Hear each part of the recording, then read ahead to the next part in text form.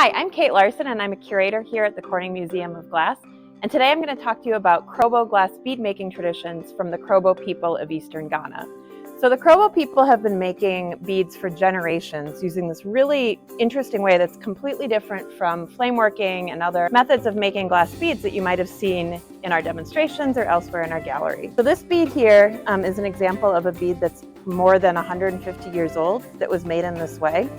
And the way that they do it is they grind up glass powder from all kinds of other materials, from glasses, from other beads and bottles and so on. They grind it up into powder and pour the powder into molds just like this one. And using the different shapes of the mold and using tools, wood tools, metal tools to funnel the different colors of powder into the mold in different ways, you can end up with really elaborate patterns. We're in the middle of installing these pieces in our galleries right now, so hopefully you'll be able to see them on your next visit to the 35 Centuries Gallery here.